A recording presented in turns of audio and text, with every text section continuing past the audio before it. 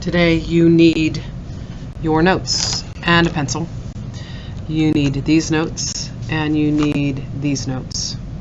Before we start in with the notes, we're talking about subdividing and combining plane figures. A plane figure is a flat shape. And we're going to talk today about how flat shapes can make other shapes. Look what I have here. I have a rectangle.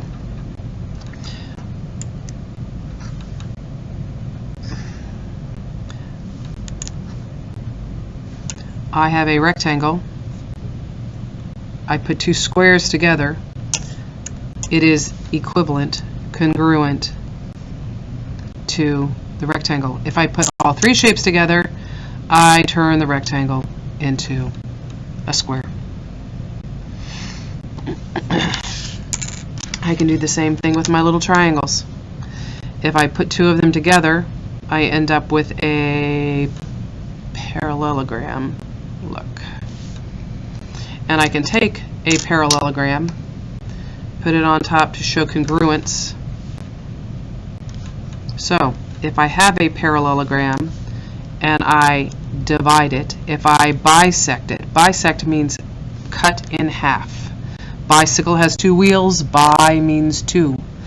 So if I bisect, sect means divide. If I divide by two, and I take two triangles and bisect this parallelogram, I have two triangles to do that.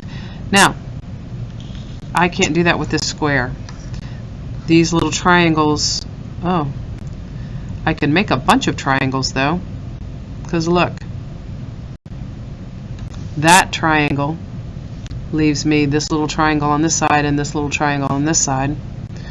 When you start taking straight lines and dividing up shapes, you get all sorts of things. Hey, look, I created a house out of a triangle and a square. Okay, I have a triangle. I've created a house.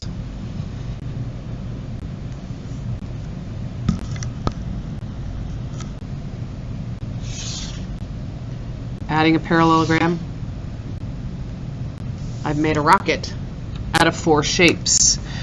This trapezoid is a parallelogram and a triangle. I've combined shapes to make a new one. I combined a triangle and a parallelogram to make a trapezoid. When I add the square and the triangle to it, I've created a rocket. And I just saw something else over here that I can create. There's the same parallelogram and a little triangle. Oh, and I got one more to show you. I have a hexagon here. Two trapezoids put together. If I bisect it, if I cut it in half, it's two trapezoids put together to make a hexagon.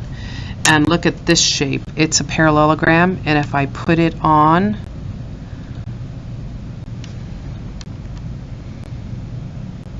I couldn't find three of those, but the shape that's left is this shape also.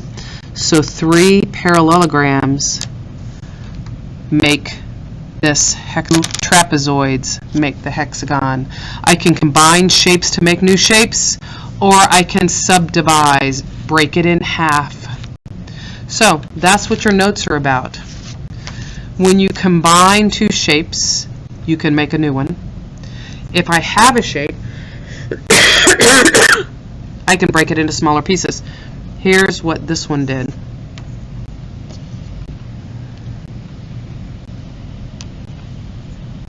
Oh, look, this might actually work.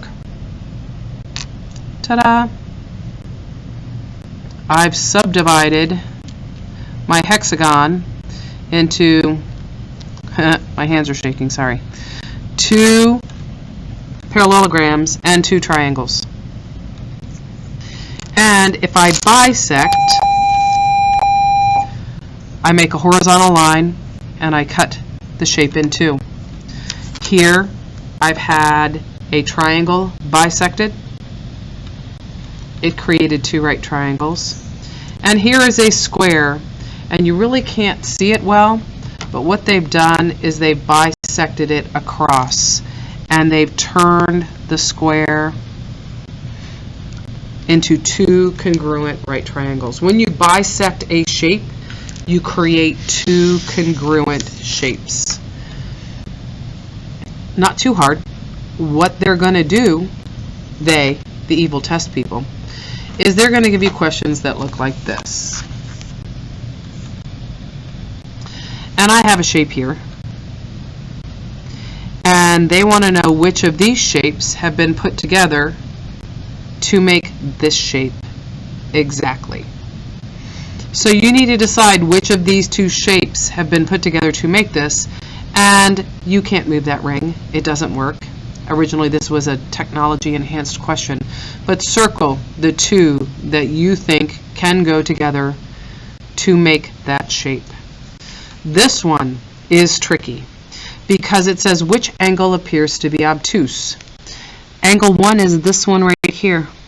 Angle 2 is this one right here. Angle 3 is this little angle here, and angle 4 is that one inside. So when you look at this shape, there's lots of angles, but they've divided the shape.